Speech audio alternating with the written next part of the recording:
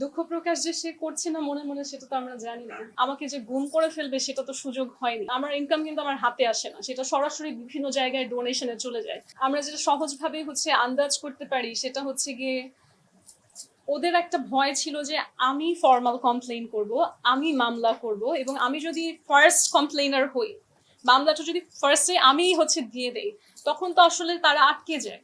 সে কারণে আমি যাতে আটকাতে না পারি তার আগে আমাকে আটকানোর ব্যবস্থা করা হয়েছে। এবং যখন আমাকে আটকাতে আসলো তারা, তখন তো তারা ধরা পড়ে গেল, কারণ আমাকে যে গুম করে ফেলবে সেটা তো সুযোগ হয়নি। একটা তো লাইভ হয়েছে, তার উপরে আমার বাসায় ক্যামেরা ছিল, এবং আমার যে বাসায় তারা আমাকে নিতে এসেছে, আমাকে বলেছে আমার জন্ম সার্টিফিকেট নিয়ে কথা বলতে এসেছে। তারপরে আবার বলেছে আমার বাসায় নাকি মাদক আছে। নিজেদের পরিচয় গোপন করেছে, বলেছে যে ভাটারা থানা থেকে এসেছে, আসলে ছিল ডিবি।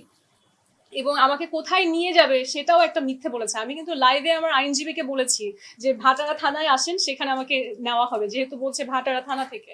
কিন্তু আমার আইনজীবী কিন্তু ভাটারা থানায় গিয়েছে, এবং সেখানে গিয়ে সে অবাক যে পুলিশ বলতে পারছে না আমি কোথায় আছি। তো আমাকে কিন্তু একটা গুম করার প্রচেষ্টা তাদের ফেইল হয়েছে। তারপরে যখন আমাকে তারা ডিটেইন করবে 2 দিন বসে, ডিবি আমার সারা জীবন, আমার সব কাজকর্ম সবকিছু সার্চ করেও বাস্তব যেটা, কোনো জায়গায় কোনোভাবেই আমাকে কোনো ক্রিমিনাল অ্যাক্টিভিটিতে ফাঁসানোর কোনো সুযোগ পায়নি। না তো আমার ক্যারেক্টারে, না তো আমার প্রফেশনাল লাইফে, না তো আমার ব্যাংক ব্যালেন্স কোনো জায়গাতে। কারণ আলহামদুলিল্লাহ, মানুষ যেটা সমাজে মনে করে যে পর্দা করলেই মনে হয় মানুষ পবিত্র থাকে, এবং যারা গিয়ে ওয়েস্টার্নাইজ ড্রেস পরে তারা মনে হয় জীবনে অনেক রকম ক্যাওস থাকে। বাট আমার তো আসলে উল্টাই ছিল। আমি না তো কখনো ড্রিঙ্কস করেছি, না তো আমি ড্রাগস বা কোনো কিছুর সাথে কখনো ইনভলভ ছিলাম। ইনফ্যাক্ট আমি একবার পত্রিকায় দেখেছি যে আমার ব্যাংক ব্যালেন্স, আমার ফিনান্সিয়াল জিনিস নাকি কল করা হয়েছে। সেটা কিন্তু কি পাওয়া গিয়েছে পাবলিকে কখনো জানায়নি, কারণ জানানো গেলে পাবলিকের উল্টা আমার প্রতি মায়া মহব্বত বেড়ে যেত। কারণ আমি যতটুকু ইনকাম করি, কম হোক বেশি হোক, আমার ইনকাম কিন্তু আমার হাতে আসে না, সেটা সরাসরি বিভিন্ন জায়গায় ডোনেশনে চলে যায়। সো এটা তো আসলে পাবলিক জানা আমার জন্য ভালো।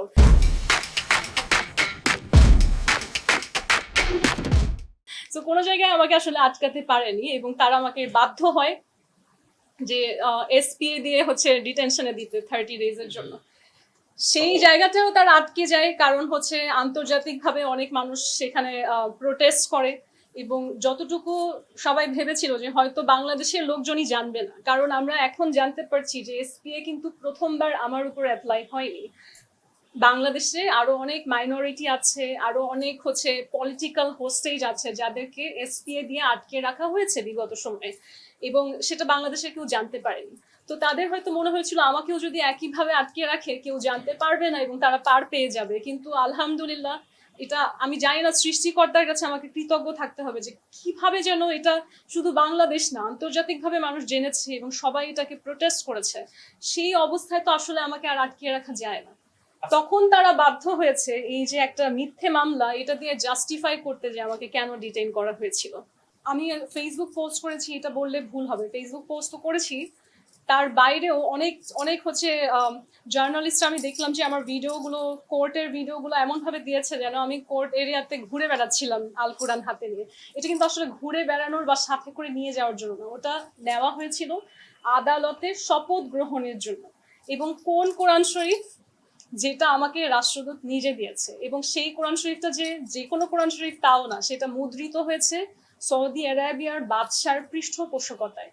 এটা যারা বাংলাদেশ থেকে হজ করতে যায় বা ওদের সাথে যে কোনো ডিপ্লোম্যাটিক রিলেশন থাকে, তারা কিন্তু সেই কভারটাও চিনতে পারবে। এটা একদম চিহ্নিত সৌদি আরাবিয়ার যে একটা আল কোরআন।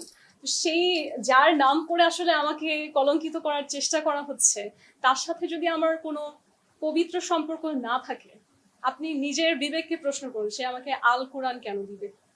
আপনার কাছে কি মনে হয় যে যার সাথে পবিত্রতার সম্পর্ক নেই, বা যার সাথে কোনো অন্যরকম কোনো, যেভাবে আমাকে পেশ করা হচ্ছে এবং অনেক নোংরা শব্দ দিয়ে, এই সম্পর্কে কোনোদিন কোনো মানুষ সেই নারীকে কি আল কোরআন গিফট করে? I don't think so. দুঃখ প্রকাশ যে সে করছে না মনে মনে সেটা তো আমরা জানি না।